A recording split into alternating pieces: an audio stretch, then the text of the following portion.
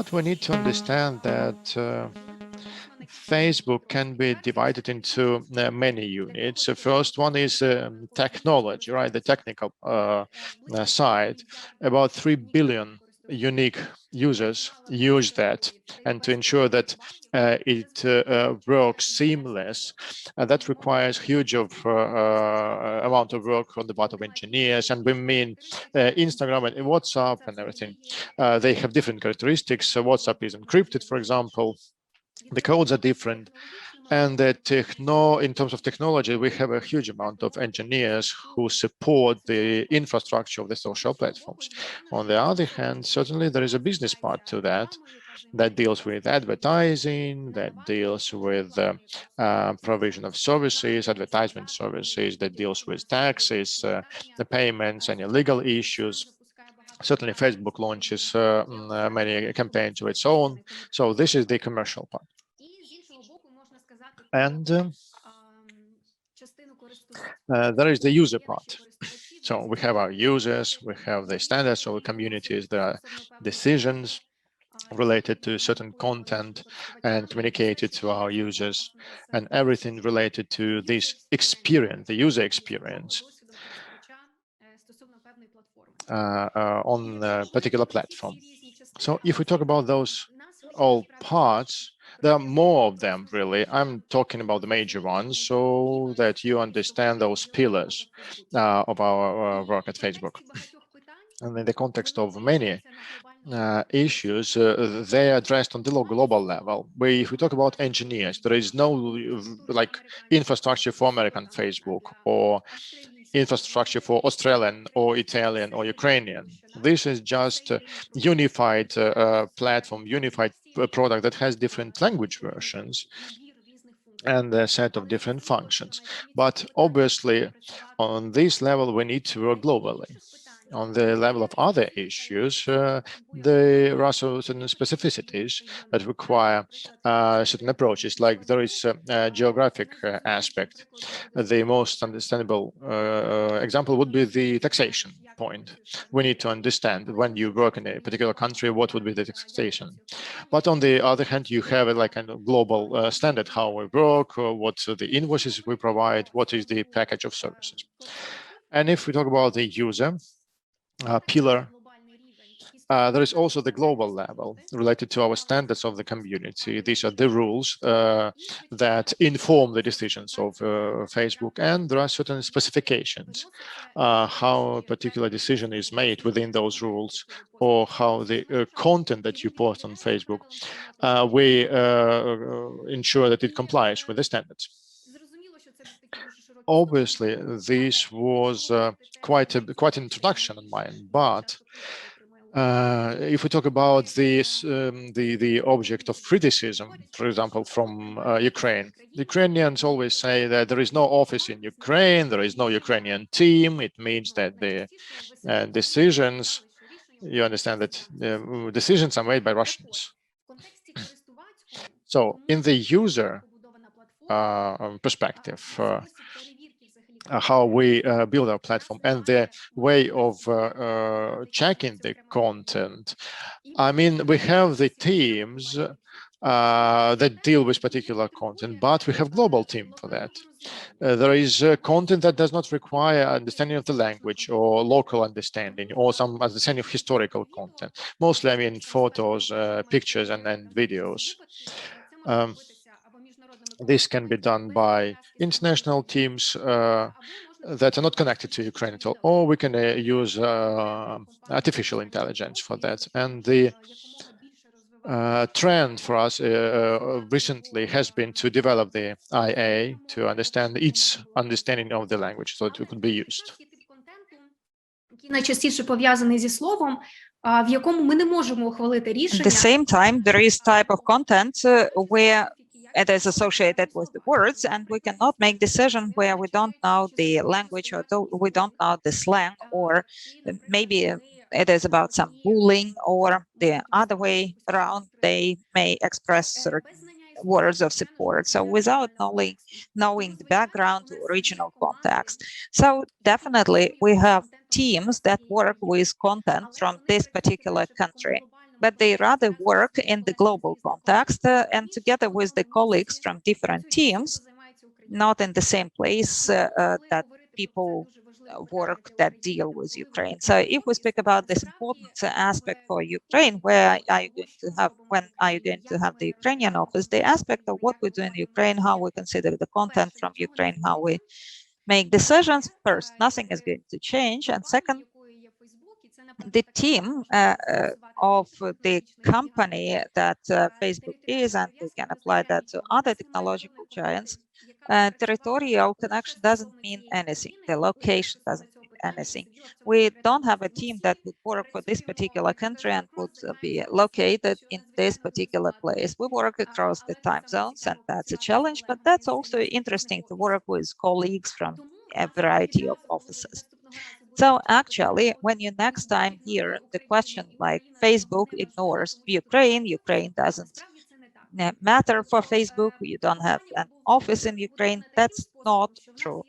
I mean, according to the structure of the company, we have regional hubs in different places where various regional teams work, but we don't have this approach where in each country we set up an office and only those people who deal with this country are located in that office.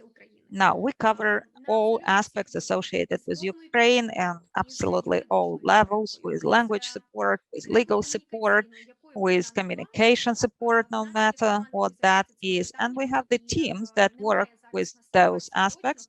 And currently, we don't have this situation where we would ignore or not address some aspects raised by Ukraine. Of course, definitely the question may be about how that is raised to Facebook, because if it is the administration of global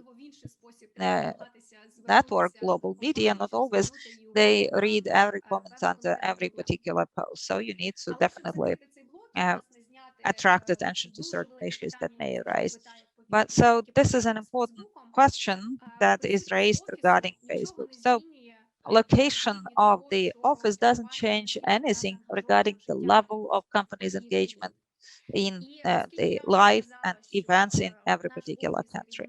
I mentioned already that our office and regional hub are located in Warsaw, and this is a good opportunity to maybe dismantle a popular myth in Ukraine about Facebook, that there is an office of Facebook in Moscow where decisions are made for Ukraine. No, we have never had any office in Russia, a hub or office or some rooms that would be rented newsrooms. And no, and that's public information. And on the regular basis, we publish the list of our office and the addresses. So for fact checking, this is just about a couple of clicks. And you can check that we have never had an office in Moscow. And of course, Facebook knows the regional specifics and the history of the recent 7 years, and not only to understand that decisions about Ukraine must be made by Ukrainians. And of course, citizens from other states may be involved in their aspects or technological aspects, legal aspects. So we cannot focus only on citizenship for all aspects, but there is absolute understanding of that in the context of the military conflict and the complicated relationships relations between the countries. It is important that we take into account who deals with the particular issues. I've explained how our teams work, and that's the difference, that there is the global level, the horizontal level, and teams work without a link to the regional aspect. And of course, there are teams that work transversally on particular issues. They work with particular countries. So, okay, I've dismantled this idea of the Moscow office that we have never had. And I've also explained that we have a Ukrainian team that deals with fact checking and checking the content. Speaking about the content, there are a lot of misinterpretations about decision-making process. I believe there I also need to comment, because sooner or later someone may encounter the situation where they receive information from Facebook that maybe that was about violation of rights of the community, and that may be a warning, or if somebody keeps repeating that violation, then the company may apply some restrictions. So all decisions on Facebook for content are made based on the community standards. There is no level, technological, procedural for decision making where you just don't like the user or you don't like the content. And again, that's why I always support the idea of digitalization, because in systems, in technological systems, it is always possible to trace how decisions are made and what you need to do in order to deal with some violations. All of our teams that check the content, they are tested on the regular basis. They undergo trainings, whether they adequately understand rules of the community, if they use those adequately. And we also have quality control, where the employees are tested for bias of regarding certain rules or content. So if we speak about the level of like somebody banned me because I don't like, they didn't like my post, that doesn't work that way. We are a company at the level where we understand the significance of our decisions, and we understand the responsibility, liability, reputational risks if our employees make biased decisions. So definitely we have reliable internal procedures for content checking. So each time, in order to understand why, for example, there was some violation or where the warning was sent, you can go to standards of the community. It is in public domain, translated into Ukrainian, and this is everything for Facebook. Actually, this is about the frame that determines the limits of comfortable and safe communication for most users. And again, since we've started speaking about violations and warnings, another element of this that I would like to combat, and I keep seeing it, and really I'm very much concerned about that. My acquaintances often write about that. That's the first idea that occurs to people, that I was banned because I was attacked by bots. And then they start speaking about some particular country or political force or so on and so forth. So let me tell you this secret. For Facebook, it doesn't matter how many complaints were submitted for a particular profile or type of content. Let me tell you how the system works. If there is even one complaint, but it is about the content that violates rules of the community, the company will make the decision. If there is a million of complaints, but the content does not violate the rules, the Facebook will have no problems with that. So technologically, at the procedural level, at the level how this system works, well, complaining, massively complaining about someone, it's not possible that it will result in banning. Even though when I met the teams in Facebook, in particular the guys who check the content, I said, well, look, we definitely have some abuse there because a lot of people are banned, and there are these massive attacks when people come and complain about certain posts, and they just smiled and they said, Katya, no, it doesn't work like that. Everything depends on standards of the community. So how you can prevent that, and how you can prevent some negative decisions or anything regarding your presence on Facebook or Instagram, again, that's just about compliance with the rules. It is not about rocket science. It is not about cybersecurity or some engagement of particular additional teams. No, there are just standards of the community. Again, when next time you hear that somebody says that I was attacked by a group of bots or trolls, you can definitely and confidently say that that doesn't work like that. That means that there was violation of rules of the community. The only thing that happens often, it is where someone starts looking for some particular violation, and then you may refer to older content, and you need to be attentive there. Another aspect where we are very open, and where it happens, we apologize. These are the situations where we make mistakes, because obviously, first, we need to work with a huge amounts of information. And that is just natural, that not all decisions in 100% of cases will be precise. And when you appeal and where we go back to that decision, we may change our decision. It doesn't mean that someone was biased and then suddenly is no longer biased about you. It means that more people were engaged into the process, and it was possible to discuss how you could behave in this or that situation. So where you receive notifications of violations and you don't know where that comes from and you disagree with that, you read through standards of the community and you disagree, you can submit an appeal, go to the hub center. I understand that often that requires some time, that they address your question and answer, send an answer to you. So you need to keep in mind that this is a large company. Of course, we would like to provide these services, customer support services, as well as possible and as quickly as possible. And the pandemic changed a lot of stuff. We still cannot go back to our normal amount of work and how quickly we can process certain requests. Well, we ask you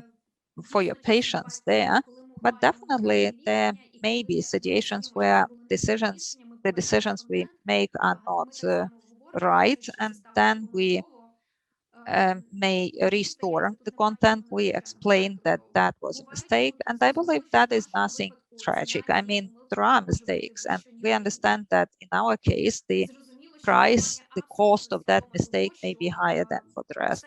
And the company is realizes that everything that is associated with check of content and decisions regarding the users, there we need to be as precise as possible. We need to understand what we do and what message we send to our users. And we keep expanding the teams that deal with content checks, and they additionally train. So sometimes we do make mistakes, but then we are open about that.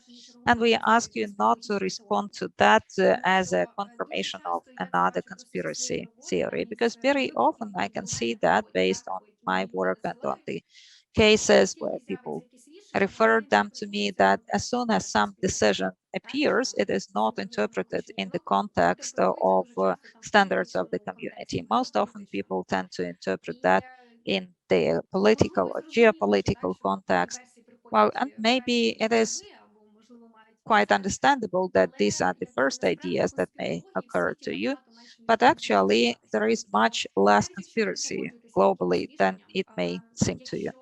So even if you disagree with some decision, if you believe that you were banned unfairly, well, I just hope that you will be reassured by this idea that these decisions are made based on the community standards, not based on what country you're from or which language you use. And just to summarize, I would like to say something that is unfortunate, to address something that is a popular behavior in Ukraine, unfortunately. And today we published an analytical report about information operations. And there, based on what Facebook did, based on the influence networks that we closed down, that we blocked. So when we summarize that, well, there we had statistics rather sad for Ukraine. Ukraine is in top 5 regarding countries originating influence operations, coordinated intended behavior, this inauthentic behavior. This is a little bit different from what you refer to as bot forums. So CIV that Facebook mentions, it cannot be interpreted as bot forums. So when we block a network, we block both authentic and non-authentic accounts, and in some cases, just all the profiles and the pages that are associated with a person who was at the core of that CIV network. And also in the framework of that research. It is available online. You will see that Ukraine is a top 2 country regarding foreign networks that target Ukraine, and in top 3 regarding domestic networks that attack the country. So I would like to, so we confirm that the networks that we blocked from abroad, those were Russian networks. And some of them could be directly linked with with the chief investigation department. So where we can directly link those, we always publicly confirm that. And on the one hand, it confirms the thesis that has been used in Ukraine, it is that the war is waged not only on land, but also in the information space. However, if you check experience of Facebook and the experience of the networks that we find and close down, block, we have a lot of internal networks that are often associated with political parties or with PR agencies that provide services for political parties or for other stakeholders in the public or political life. And each time the internal and external domestic networks are just incompatible. I mean, Ukrainian networks have many more actors, non-authentic accounts. These are much larger networks and they use just huge amounts of money. The network that we blocked in autumn 2019 during the period of its existence used $2 million for advertising. For Ukraine, that's huge. And if we speak about corruption, about shadow aspects of public and political life, that's one of the examples where the money that is not registered, it is not reflected in party reports as political advertising is used for these political accounts, and when we see that, close that down. So what that means and what I'm concerned about, it is that even though Ukraine faces huge foreign threats for information security, unfortunately, there is a lot of domestic there are a lot of domestic risks. Of course, we can speak about proxies, those that act for the benefit of other countries. However, we see how many political parties in Ukraine have those networks of coordinated non-authentic, inauthentic behavior. That means about, well, the special particular patterns of behavior or the approach to behavior in the social media. So we speak about influencers hub, about current influencers or possible influencers. So if somebody tells you that the way to ensure your presence in media or to promote yourself is to create a bot farm or to buy that, just run away from those people. Because no, that's not about professional approach.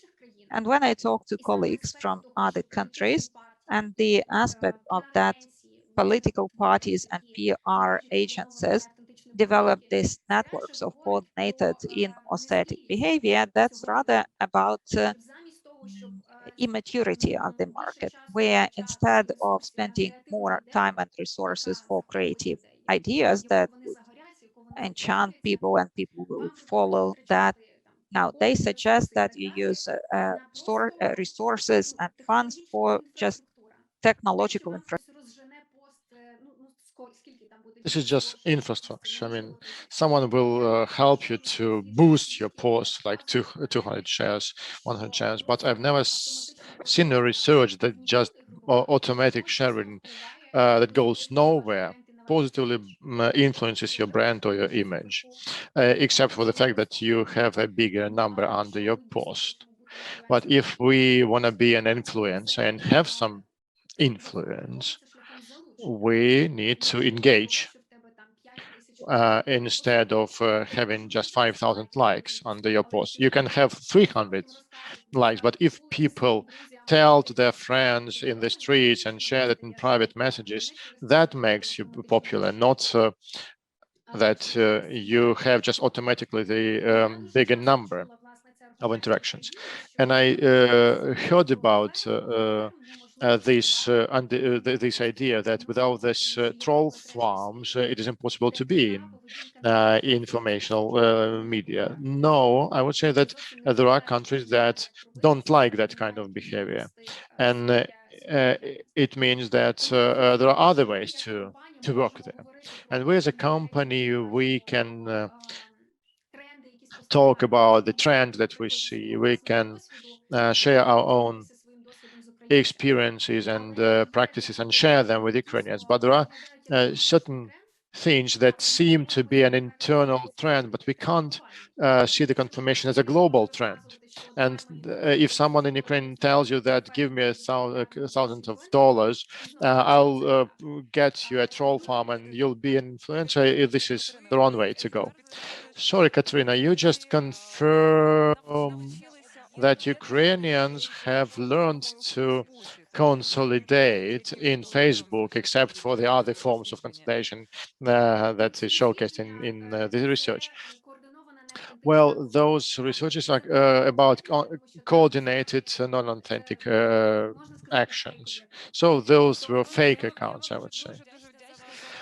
I'm really grateful to you for your speech, but I would say that I'm sort of upset because it's hard to understand that you don't have a Moscow office because it was a chance for us to explain all our troubles with the fact that you have a Moscow office. Well, and if someone got a ban, it wasn't because of those troll farms in Russia. It was because they violated the rules of the community. I'll make you a present, a gift. The Facebook algorithm does not respond to the links or your posts, or it doesn't matter whether you provide a link in the post or in the comment. The algorithm doesn't really care. You know, we have dispelled so many myths today. You just can go to Facebook and Instagram and just sow those seeds of truth.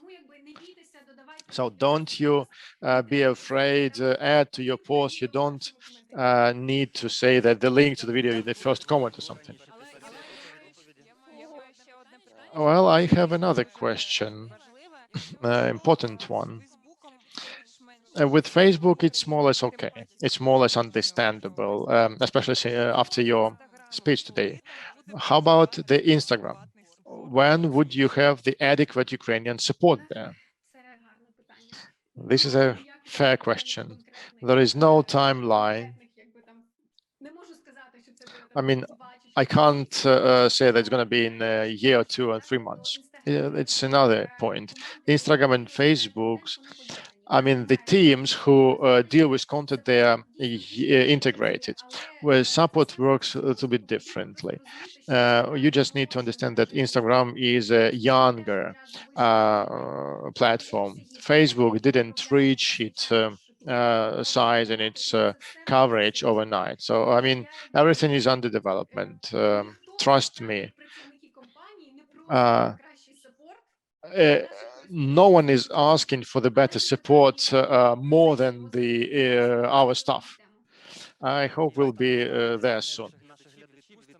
Last question from our viewers. Recently, there was a post on Facebook about the groups of the self-declared LDNR, and DNR, LNR republics. So why isn't Facebook responding to those posts? What is the policy of Facebook in regard to this sort of representation of those self-proclaimed republics?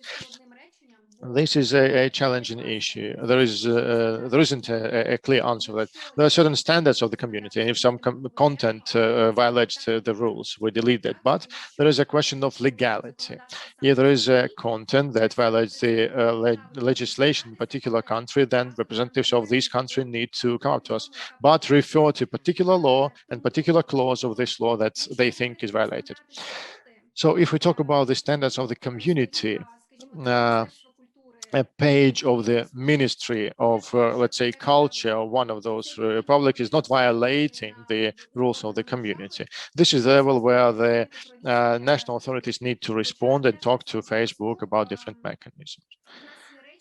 But we have still have some issues that are banned as regards to the those republics. So mentioning those armies or the names of those warlords or some political or military figures, they are regarded as dangerous and terrorist organizations, and kind of positive words about them is a violation.